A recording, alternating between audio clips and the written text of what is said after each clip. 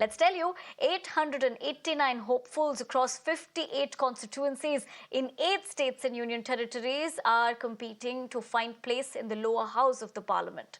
Delhi, Haryana, Uttar Pradesh and Bihar are among the states that vote today. Odisha will also simultaneously vote for the assembly.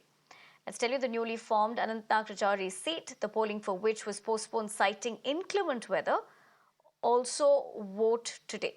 Nikhil and Ashutosh, my colleagues, join me live for more on what the situation on ground is, considering there will be pressing concerns for citizens, politically speaking, many battles that one will get to look forward to with key contests as well. But good afternoon to the both of you. Let me go to Ashutosh first. Ashutosh, जहां तक voting का सवाल है और citizens के मुद्दे हैं जिस पे वो आज आके मतदान करेंगे, उस पे हमें ज्यादा जानकारी दीजिए।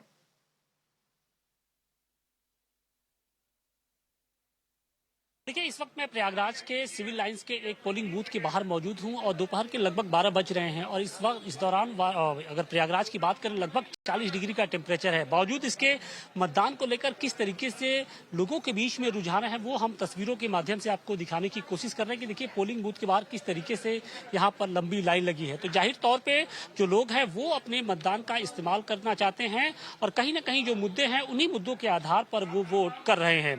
तो अगर इन मुद्दों की बात करें तो प्रयागराज की बात करें तो प्रयागराज में विरासत की जंग देखने को मिल रही है। विरासत दो पार्टियों के बीच देखने को मिल रही है। एक तरफ बीजेपी के जो उम्मीदवार हैं वो नीरज त्रिपाठी हैं, जो बीजेपी के कद्दावर नेता रहे हैं। केसरी नाथ त्रिपाठी उनके बेटे हैं। तो दूसरी तरफ कांग्रेस के जो उम्मीदवार हैं उज्जवल रमण सिंह, वो यहाँ के 2 बार के सांसद रेवती रमण सिंह के बेटे हैं और दोनों के बीच में सीधी टक्कर है। कहा यह जा रहा है कि जिस तरीके से पिछले हाल के दिनों में जो सियासत बदली है उसके बाद ये जो मुकाबला है वो बहुत रोचक हो गया है, कांटे का मुकाबला हो गया है। देखिए, इलाहाबाद की बात करें तो देश के दूसरे हिस्सों की तरह यहाँ भी बेरोजगारी, महंगाई और तमाम मुद्दे हैं, लेकिन जो सबसे अहम मुद्दा है वो यहाँ पर कानून व्यवस्था का है।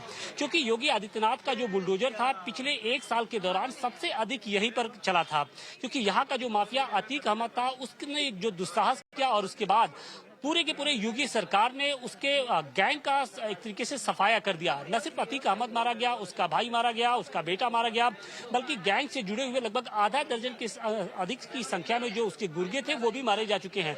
और उसकी वजह से जो लोग हैं वो अब काफी राहत की सांस ले रहे हैं और उनका कहना है कि जिस तरीके से उत्तर प्रदेश के अंदर योगी सरकार ने कानून व्यवस्था के मोर्चे पे जो काम किया है वो बेहद अहम है। कुछ लोग हैं, हम उनसे भी बात करने की कोशिश कर रहे हैं कि क्या नाम है मैम? सविता। किन मुद्दों के आधार पर आज आप लोग वोट करने के लिए यहाँ आए? हम तो पहली बार डालने हैं, वो है ही नहीं इसमें। अच्छा, आपका नाम नहीं है? नहीं। कुछ और भी लोग हैं, हम उनसे भी जुड़ने की कोशिश कर रहे हैं, बात करने की कोशिश कर रहे हैं। आपका नाम क्या है सर? जी, नाम क्या है? मेरा नाम कसीम अहमद खान है। कसीम जी, किन मुद्दों के आधार पर आज आप वोट करने आए हैं? मेन चीज में महंगाई, बेरोजगारी ये ज्यादा है वो करने के लिए। हर तरफ लॉलेसनेस है, तो ये सारी चीजें हैं। अब उसी मुद्दों पे हम वोट करेंगे। कानून व्यवस्था का मैम, कानून व्यवस्था का मुद्दा कितना अहम है आप लोगों के लिए? कानून व्यवस्था तो है अच्छी, पर कुछ मुद्दे हैं जैसे यही बेरोजगारी है, एम्प्लॉयमेंट नहीं दे रहे हैं और दोनों वो है, हर तरफ से हैं शिकायतें हैं। तो आप लोग बदलाव चाहते हैं? हाँ, बदलाव चाहते हैं। तो आपने देखा कि जिस तरीके से महंगाई और जो बेरोजगारी का मुद्दा है वो हर किसी की जुबान पे है। बावजूद इसके बहुत सारे ऐसे लोग हैं जो राष्ट्रवाद और जो विकास के मुद्दे हैं, जिस तरीके से योगी सरकार ने जो विकास के कार्य किए हैं उसको लेकर भी काफी प्रभावित दिख रहे हैं और वो ये कह रहे हैं कि वो बदलाव नहीं चाहते हैं।